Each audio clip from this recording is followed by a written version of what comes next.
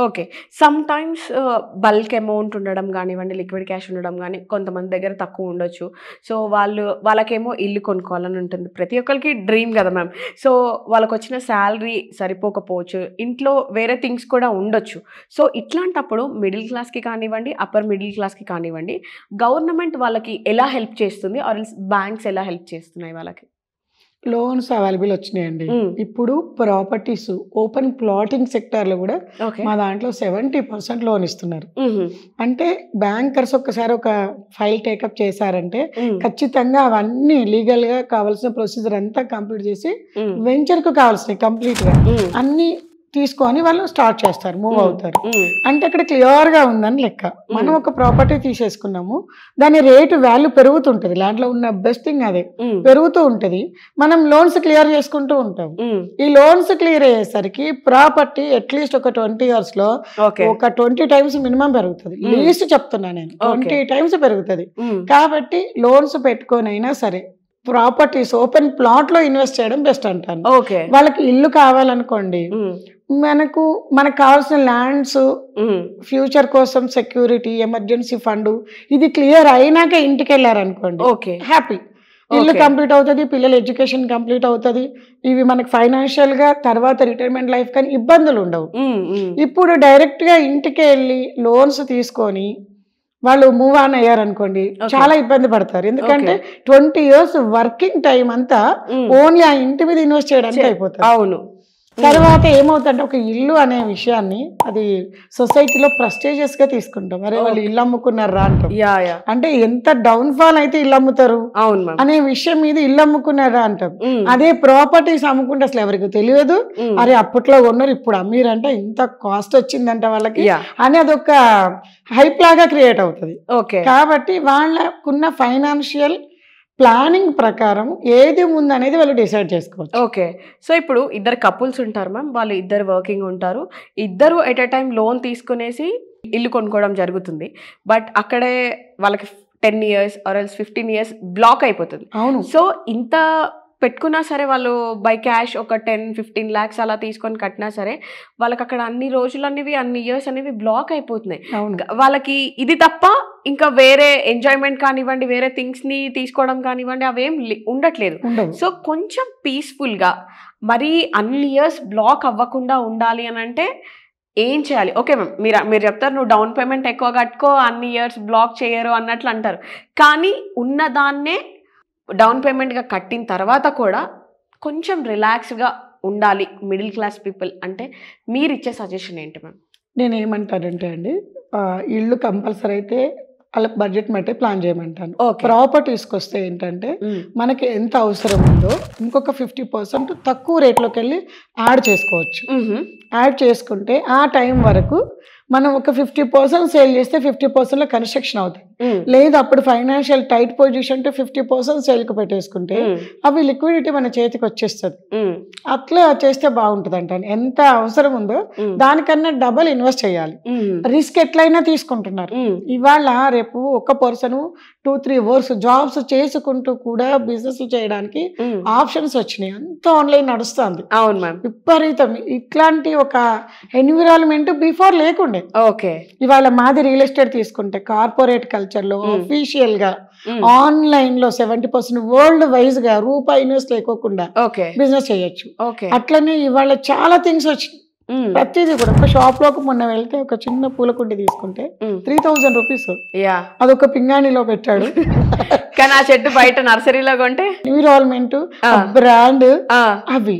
వాడన్నీ అట్లా సెట్ చేసి ఇస్తున్నాడు కాబట్టి ఆ! ప్రైసింగ్ పెరిగింది. ప్రైసింగ్ పెరిగింది. ఆ! మరి అట్లా మనము ప్రతి ఒక్కరి ఇంట్లో అకేషన్స్ ఉంటాయి. ఓకే. ఇవాళ రేపు మొక్కివ్వండి అనేది చెప్తున్నారు.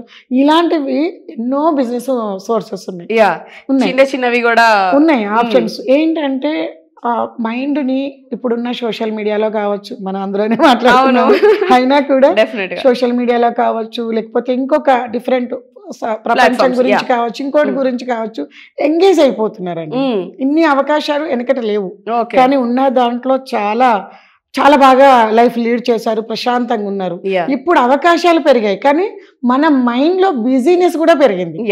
బిజీనెస్ పెరగడం వల్ల కళ్ళ ముందు ఉన్న అవకాశానికి టైం తీయలేకపోతున్నాం. 24 hours లోనే ఎలాన్ మాస్క్ దగ్గర నుంచి, మోడీ గారి దగ్గర నుంచి, వాళ్ళకున్న టైంని యూటిలైజ్ చేసుకుని, చంద్రబాబు నాయుడు గారి దగ్గర నుంచి మిరాకిల్స్ ప్రపంచంలో గుర్తింపబడుతున్నారు వాళ్ళు. మరి మనకెందుకు సాధ్యం కాదు? ఈ సోషల్ టైంలో, సోషల్ మీడియా ఉన్న టైంలో కావచ్చు, లేకపోతే ఈ ప్రపంచం నా చేతిలో ఉందని ఫీల్ అవుతున్నాను. మరి దీన్ని యూజ్ చేసుకోవాలి కదా.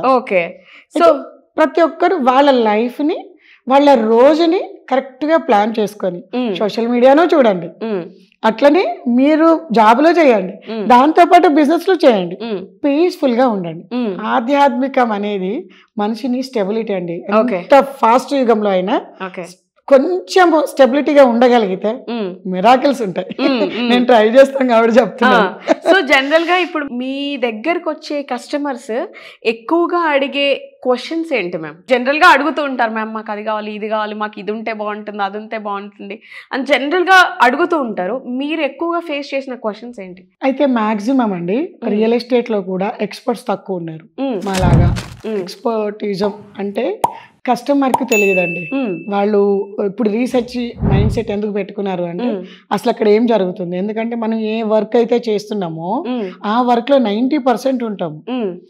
ఉండకపోతే ఇవాళ సస్టైనబిలిటీ లేదు. అది ఐటీ కావచ్చు, 10% మాత్రం కలుస్తూ ఉంటారు పీపుల్ని. వాళ్ళ వర్క్ ఏంటి, వాళ్ళు ఏంటి, ఇట్లాంటి ఒక 10% ఏ దాని మీదైనా మనకు అవగాహన ఉంటుంది. కాబట్టి ఒక పర్సన్ సడన్ గా మనకు అడిగినప్పుడు, మనం వాళ్ళకి అప్రోచ్ అయ్యి ఇది కావాలనుకున్నప్పుడు మనకి ఏం అడగాలో కూడా తెలియదు. నేను అది ఫేస్ చేశాను. నేను ఒక టైంలో నన్ను ప్రాపర్టీస్ కొనమంటే, ప్రాపర్టీసా ఇప్పుడు నాకు ఆలోచన లేదు అని వాళ్ళు చెప్పేశారు. వాళ్ళని పంపించేసినాక కూర్చొని ఆలోచన చేసి ఎందుకు నేను డబ్బులు ఉన్నాయి కానీ ఎందుకు నేను నో అని చెప్పాను అని తీస్తే నాకు ఒక 10 క్వశ్చన్స్ ఉన్నాయి.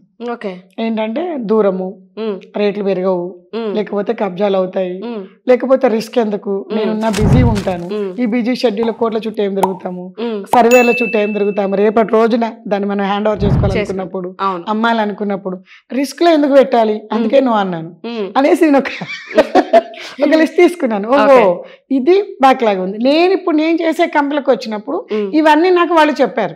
ఇవన్నీ ఖచ్చితంగా ప్రతి కస్టమర్ కి వాళ్ళు ఇప్పుడు కొంటారా లేదా వాళ్ళ చాయిస్, కానీ మా దగ్గర ఈ స్పెషాలిటీస్ అన్ని ఉన్నాయి అని చెప్పండి. చెప్తే వాళ్ళు డెసిషన్ తీసుకుంటారు అనేది ఉంది. ఎక్స్పర్ట్స్ ఇవన్నీ మాట్లాడతారండి.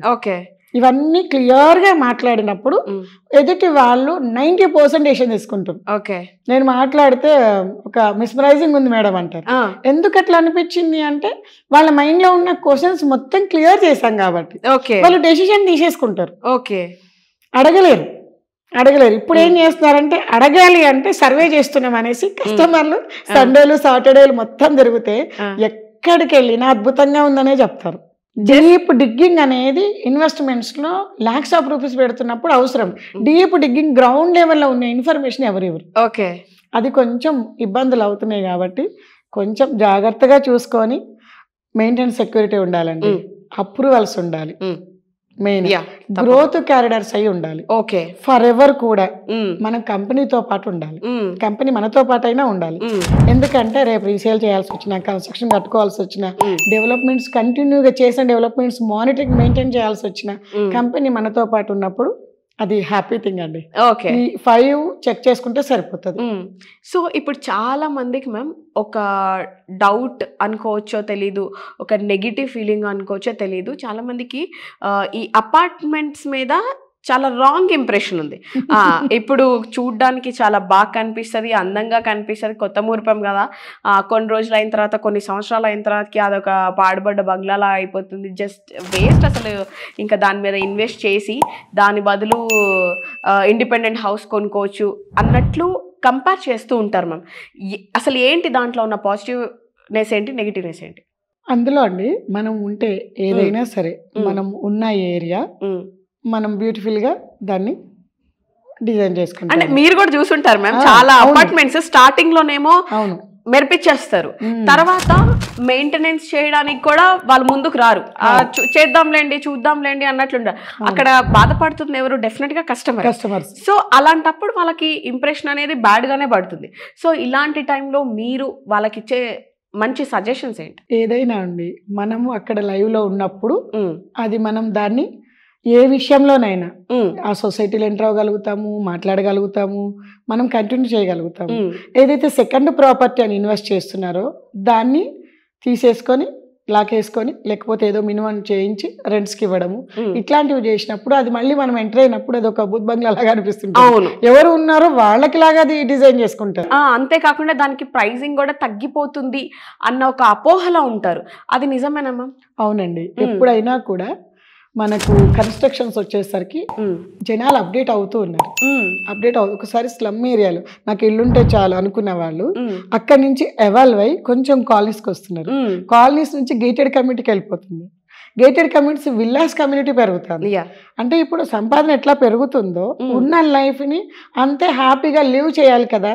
మనకి ఏం పాసిబిలిటీస్ ఉంటే అట్లా లివ్ చేద్దామన్న మైండ్ సెట్ లో ఇప్పుడు ట్రెండ్ ఉంది. కాబట్టి ఈ ట్రెండ్ మారుతున్నప్పుడు ఈ అపార్ట్మెంట్ ని మార్చలేము కదా, మనం లొకేషన్ మార్చలేము, లేకపోతే అదంతా మనది కాదు కదా, మనం ఎట్లా అంటే అట్లా దాన్ని చేంజ్ చేయలేము. అదంతా పబ్లిక్ తోటి డిపెండెడ్ అయి ఉన్న ఒక క్యూములేట్ ఏరియా కాబట్టి మనం దాని మీద ఆ ఒపీనియన్స్ ఉన్నాయి. సెకండ్ది మాత్రం ఉండడానికి కావాలి అంటే సెక్యూరిటీ పర్పస్ లో కావచ్చు, లేకపోతే బయట ఏం వర్క్ చేయాల్సిన ఉండదు, ఇద్దరు కపుల్స్ వర్క్ చేసుకునేటప్పుడు అపార్ట్మెంట్ లో ఫ్లాట్ ఉండడానికి ఇంపార్టెంట్ అంటాను. కానీ ఇన్వెస్ట్మెంట్ కి వచ్చేసరికి మాత్రం దాని జోలికి వెళ్తే ఇలాంటివే పెరుగుతుంటాయి. ఎందుకంటే ఆల్రెడీ బిల్డ్ చేసిన ఏరియా, లొకేషన్ హైలైట్ ఉన్న దగ్గరే మనకు అపార్ట్మెంట్స్ కల్చర్ ఉంటుంది. అంటే ఆల్రెడీ పీక్ లో ఉన్న లొకేషన్ లోనే అపార్ట్మెంట్ కల్చర్ వస్తుంది కాబట్టి కొనేటప్పుడు ఉన్న రేటే హై రేటు. మహా అయితే ఇంకా అది రిచ్ అంటే కమర్షియల్ పర్పస్ లో గ్లాస్ బిల్డింగ్స్ అంటాం కదా దుబాయ్ లో, ఆ రేషియోలో వస్తే డబుల్ అవుతుంది. లేని ఏరియాలలో మాత్రం హోల్డ్ అవుతుంది. ఎందుకంటే మన దగ్గర హైదరాబాద్ లో ప్రజెంట్ కల్చర్ ఏముందంటే ఎక్స్పాన్షన్ కి స్కోప్ ఉంది కాబట్టి. అదే ముంబయో దుబాయో ఇట్లాంటి ఏరియాలలో అయితే అంత ఆప్షన్స్ ఉండవు కాబట్టి జనాలు పెరుగుతూనే ఉంటారు కాబట్టి ఎస్ఎఫ్టీ తగ్గిస్తుంటారు, కాస్ట్ పెరుగుతూనే ఉంటుంది. కానీ ఇక్కడ అట్లా లేదు కదా, మనం జస్ట్ అట్లా బయటకు వెళ్తే రేడియల్ రోడ్స్ వేస్తున్నారు, రింగ్ రోడ్స్ వస్తున్నాయి, డెవలప్మెంట్ సూపర్బ్ అవుతున్నాయి, అన్ని హైవేలను కూడా మనకు లైన్స్ ఎక్కువ చేస్తున్నారు కాబట్టి హ్యాపీగా సిటీలో నుంచి సిటీలోకి 2 గంటలు పడుతుంది. ఇప్పుడు 1.5 hours పట్టింది నాకు. అదే అవుట్స్కట్స్ నుంచి ఈ ఏరియాకి రావాలంటే అదే 1 hour లో రీచ్ అవ్వచ్చు. రోడ్స్ పెంచుతున్నారు కాబట్టి ఇక్కడ అపార్ట్మెంట్స్ లో అంతంత రేట్లు పెరుగుతాయి అనుకోవడం మాత్రం కొంచెం ఆలోచించాలి. సో నాకే ఒక పర్సనల్ ఎక్స్పీరియన్స్ అయింది మ్యామ్. నేను ఇట్లనే చూస్తున్నాను, అపార్ట్మెంట్స్ చూస్తున్నాను, మంచి ప్రైమ్ లొకేషన్లోనే చూస్తున్నాను, అపార్ట్మెంట్స్ బాగున్నాయి అండ్ చాలా తక్కువ కాస్ట్ ఉంది. ఇంకా నేను నా రిలేటివ్స్కి ఫ్రెండ్స్కి అలా చెప్తున్నాను అనమాట. అంటే సెకండ్ ఒపీనియన్ తీసుకోవడంలో తప్పలేదు కదా అన్నట్లు నేను చెప్తుంటే వాళ్ళు చెప్తున్నారు, అదేంటి చూస్తుంటే చాలా బాగుంది ప్రాపర్టీ కానీ నీకెందుకు అంత తక్కువకి ఇస్తున్నాడు అని. అంటే ఏమో తెలీదు, మరి వాళ్ళకి బెనిఫిట్ ఏముందో లాస్ ఏముందో ఐ డోంట్ నో కదా. అంటే అయితే నువ్వు చేస్తున్న మిస్టేక్ ఏంటి అంటే పక్కన స్లమ్ ఉందేమో చూడు అని చెప్పేసి. సో వాళ్ళు చెప్పింది ఎగ్జాక్ట్గా 100% నిజం మ్యామ్. పక్కన స్లమ్ ఉంది, అది ఎలాంటి స్లమ్ అంటే ఇంకా మనం చెప్పుకొని కూడా అవసరం లేదు, చాలా ఇదిగా ఉంది ఆ స్లమ్. బట్ అక్కడ ప్రాపర్టీ మాత్రం చాలా అద్భుతంగా ఉంది, మంచి లొకేషన్లో ఉంది, మంచి బెస్ట్ ప్రైస్ ఇస్తున్నారు. బట్ ఈ స్లమ్ అనే ఒక అట్మాస్ఫియర్ వచ్చేసి దీని మీద పడడంతో ఎఫెక్ట్ చాలా పడుతుంది. బట్ అలాంటి టైంలో మనం ఏం చేయాలి అంటే ఆ స్లమ్ ఉండి కూడా తీసుకోవచ్చు అంటారా, లేదంటే అలాంటి ప్రాపర్టీస్ జోలికి వెళ్ళకపోవడమే మంచిది అంటారా? వాట్ అంటే ప్రతి దానికి అండి మనం ఆ సిచ్యువేషన్స్, మన క్రైటీరియా ఇంపార్టెంట్. ఎందుకంటే బడ్జెట్, మనం ఉండే లొకేషన్ ని బట్టి మనల్ని చూస్తారు. ఇప్పుడు ఆ కల్చర్ చాలా ఉంది. ఎక్కడున్నారా అది ఎంత చిన్న దాంట్లో అయినా ఉండదు. ఫైనాన్స్ అంటే నువ్వు ఇంట్లో ఉండి మామిడికాయ పచ్చడితో తిన్నా కానీ బయటకు వస్తే బెంచ్ కార్ లో తిరిగితేనే నీకు మర్యాద ఉంది అని అంటే డెఫినెట్ గా అందరు బెంచ్ కార్ కొంటారు కాబట్టి ఇప్పుడు అవే నడుస్తున్నాయి. మరి ఇద్దరు జాబ్స్ చేస్తూ ఒక 2 crores 3 crores విల్లాస్ ఎఫర్ట్ చేస్తున్నారంటే వీళ్ళకి వచ్చి ఒక 3 lakhs లో దాదాపు 2 lakhs అబోవ్ దానికే పెట్టాలి. ఉన్న 1 lakh లో కారు పిల్లల హైయర్ ఎడ్యుకేషన్ మెయింటైన్ చేయడానికి చాలా కష్టపడుతున్నారు. అవును. అది రన్ అవుతుంది. అది మన స్టేట్ ఆఫ్ మైండ్ని బట్టే మనం డిసైడ్ అవ్వాలి. మనం సొసైటీలో మనల్ని ఎట్లా గుర్తించాలి, నాకు సొసైటీ తోటి పని లేదు అంటే మన చాయిస్ ఎక్కడైనా ఉండొచ్చు. వెళ్ళి స్లమ్లో కూడా మంచి మనం అనుకున్నట్టుగా కట్టుకొని ఉండొచ్చు. అట్లా అన్నమాట. మనల్ని సొసైటీ ఎట్లా గుర్తుపట్టాలి అనే కాన్సెప్ట్ మీద, వాళ్ళ దగ్గర ఉన్న బడ్జెట్ మీద ఎక్కడో ఇన్వెస్ట్మెంట్ పరంగా కొని పెడతాను. ఎందుకంటే ఎవాల్వ్ అయిపోతూ ఉంటాయి ఏరియాస్. ఇప్పుడు ఉన్నట్టు ఇప్పుడు ఆ స్లమ్ లో ఉంటుంది, నెక్స్ట్ మిడిల్ క్లాస్కి వస్తుంది, తర్వాత మనకి హై క్లాస్ వస్తుంది. కానీ ఈ వెయిటింగ్ పీరియడ్ ఒక 10 years పడుతుంది. ఒక్కొక్కసారి అసలు ఖాళీ అవ్వకపోవచ్చు.